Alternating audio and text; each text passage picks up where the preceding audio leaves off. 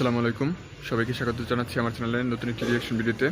তো আজকে আমি যে ভিডিওটি নিয়ে এসেছি, ভিডিওটির টাইটেল হচ্ছে ট্রাম্পকে খুশি করতে ইসরায়েল গিয়ে নেচেছেন প্রতিবেশী দেশের প্রধানমন্ত্রী নরেন্দ্র মোদী। তো চলুন ভিডিওটি প্রথম দেখে নেওয়া যাক। ভিডিওটি নেওয়া হয়েছে ফেস দ্য পিপলের ইউটিউব চ্যানেল থেকে। তো চলুন প্রথম ভিডিওটি দেখে নেওয়া যাক, তারপর আমরা আমাদের রিঅ্যাকশন দিচ্ছি। তো চলুন লেটস স্টার্ট।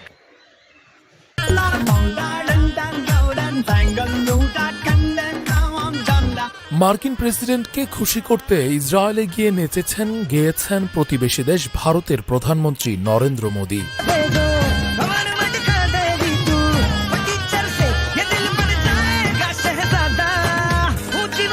যুক্তরাষ্ট্রের বিচার বিভাগ যৌন অপরাধী জেফ্রি এস্টেইন সংক্রান্ত ইতিহাসের সবচেয়ে বড় নথি ভাণ্ডার উন্মুক্ত করার পর বিশ্ব রাজনীতিতে আবারও নৈতিকতার অ্যালার্ম বেজে উঠেছে। অবশ্য খুব নিচু ভলিউমে। প্রায় ৩০ লাখ পৃষ্ঠা, ১,৮০,০০০ ছবি ও ২,০০০ ভিডিও প্রকাশের পর পরিষ্কার হয়েছে, কেলেঙ্কারি যত বড়ই হোক, ক্ষমতাবানদের জন্য বিব্রতকর মাত্রই শেষ কথা।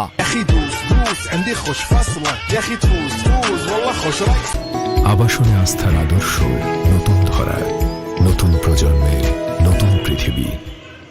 প্রকাশিত নথিগুলোর কিছু অংশে ভারতের প্রধানমন্ত্রী নরেন্দ্র মোদীর নাম উঠে আসায় দিল্লির রাজনৈতিক অলিন্দে নতুন করে আলোড়ন শুরু হয়েছে। জেরুজালেম পোস্টের বরাতে জানা যায়, একটি ইমেল নথিতে ২০১৭ সালে মোদীর ইসরায়েল সফরের প্রসঙ্গ এসেছে। সেখানে দাবি করা হয়েছে, তৎকালীন মার্কিন প্রেসিডেন্ট ডোনাল্ড ট্রাম্পকে খুশি করার কৌশল হিসেবে মোদী এপস্টেইনের কাছ থেকে পরামর্শ চেয়েছিলেন। ইমেল অনুযায়ী সেই পরামর্শের মূল বক্তব্য ছিল, ইসরায়েল সফর করলে ট্রাম্প সন্তুষ্ট হবেন। এস্টেইনের ভাষ্যমতে তিনি নিজেই মোদীকে এই ধারণা দেন এবং পরবর্তীতে মোদী সেই সফর করেন। নথিতে আরও দাবি করা হয়, সফরের সময় মোদী নাচ গানে অংশ নেন, যা কূটনৈতিক ইতিহাসে সম্ভবত এক নতুন সফট পাওয়ার সংজ্ঞা যোগ করে।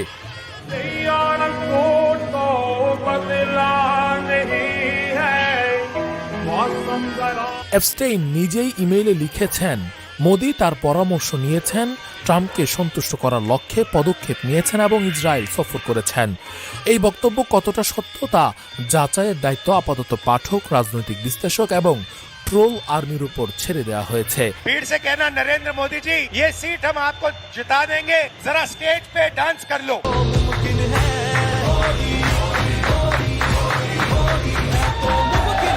নথি প্রকাশের পর ভারতের রাজনৈতিক অঙ্গনে আলোচনা, সমালোচনা ও জল্পনা দ্রুত ছড়ালেও সরকার বিষয়টিকে সোজা সাপটা উড়িয়ে দিয়েছে। ভারতের পররাষ্ট্র মন্ত্রণালয়ের মুখপাত্র রণধীর জয়সওয়াল এক ভিডিও বার্তায় জানান, এসব দাবি ভিত্তিহীন ও নিন্দনীয়। তার মতে, এ ধরনের তথ্যের কোনো বিশ্বাসযোগ্যতা নেই এবং এগুলো সরাসরি প্রত্যাখ্যান করা উচিত।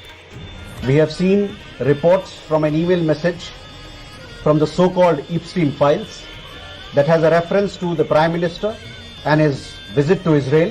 Beyond the fact of the Prime Minister's official visit to Israel in July 2017, the rest of the allusions in the email are little more than trashy ruminations by a convicted criminal which deserve to be dismissed with the utmost contempt. অর্থাৎ ছবিটা এমন, একদিকে এপস্টেইনের email, অন্যদিকে রাষ্ট্রের আনুষ্ঠানিক অস্বীকার। মাঝখানে দাঁড়িয়ে আছে সেই চিরচেনা প্রশ্ন, এত বড় নথি প্রকাশের পরও যদি সবই ভিত্তিহীন হয়, তবে সত্যটা কোথায়? এই কেলেঙ্কারি আবারও মনে করিয়ে দেয়, পশ্চিমা গণতন্ত্র ও বৈশ্বিক রাজনীতিতে নৈতিকতা একটি নমনীয় ধারণা। সাধারণ মানুষের জন্য আইন কঠোর আর ক্ষমতাবানদের জন্য ব্যাখ্যাযোগ্য।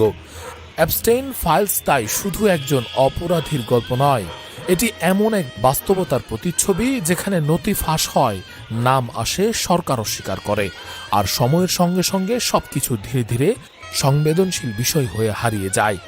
নাচ গান সত্য হোক বা না হোক, এই ঘটনা প্রবাহ অন্তত এটুকু নিশ্চিত করেছে, বিশ্ব রাজনীতিতে কখনো কখনো কূটনীতি ব্যর্থ হলে ব্যাখ্যাই শেষ আশ্রয়।